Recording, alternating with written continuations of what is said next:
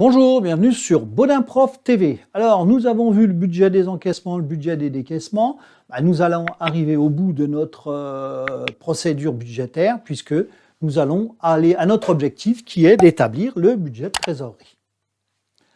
Pour cela, donc, nous avons besoin du budget des encaissements, du budget des décaissements. On va les regrouper tous les deux dans le budget de trésorerie pour savoir où on en est dans notre trésorerie mois par mois.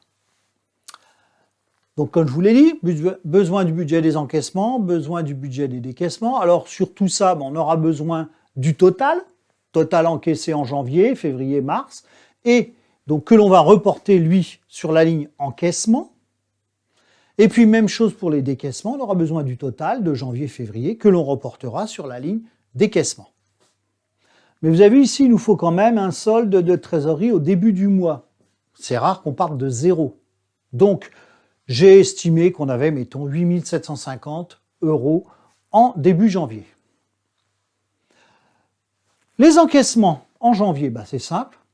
On prend le budget des encaissements, janvier, 315 240. En février, les décaissements, 238 915. Maintenant, il faut que je regarde ce que je vais avoir en trésorerie à la fin du mois. Donc, j'avais 8 750 au début du mois.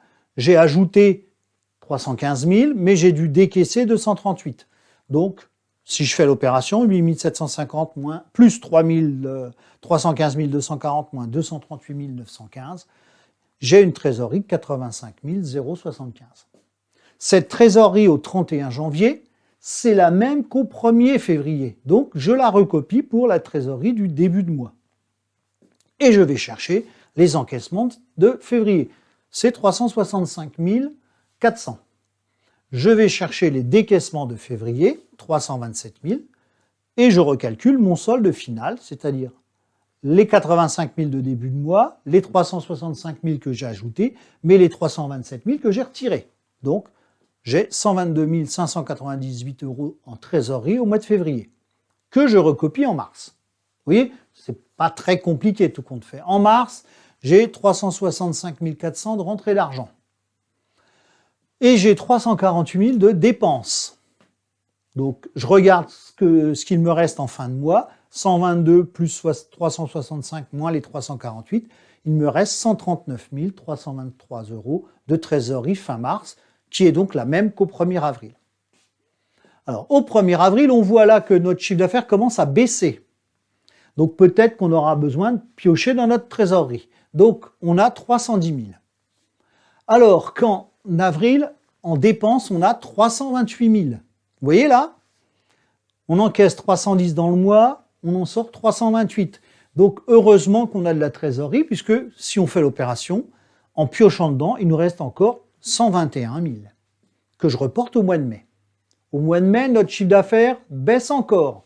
Donc, on n'a que 274 000 € de rentrée d'argent, alors que l'on doit dépenser 294 000. Ce qui veut dire que là, on a 20 000 à aller chercher. Ces 20 000, on va les prendre dans notre trésorerie. Donc, si je fais l'opération, il nous reste encore 100 000 que je répercute plutôt au mois de juin. Alors, au mois de juin, vous avez vu, on a une grosse dépense, 35 400, qui est le véhicule. Et notre chiffre d'affaires continue de baisser, 219 000.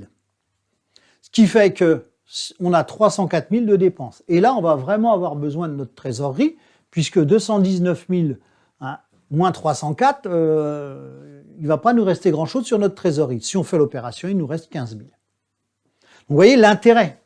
Si à un moment donné, on s'était rendu compte que, par exemple, en juin, on n'avait pas assez pour financer le véhicule, au lieu de 15 000, on serait à moins 15, par exemple, moins 15 000, donc une trésorerie négative, là, soit on repoussait l'achat, soit on demandait un délai à notre fournisseur pour payer un peu plus tard le véhicule, soit on ne l'achetait pas, on faisait une location et autres. Donc vous voyez, le budget de trésorerie va servir à ça, à vérifier si on a assez d'argent pour nos projets, puis pour aussi la trésorerie normale de l'entreprise. Vous avez vu, tous les mois, il faut quand même sortir au-dessus de 200 000 €.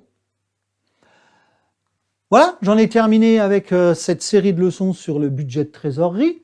Donc, si vous avez aimé, n'hésitez pas à liker la chaîne, à la partager et à vous y abonner. Merci, au revoir.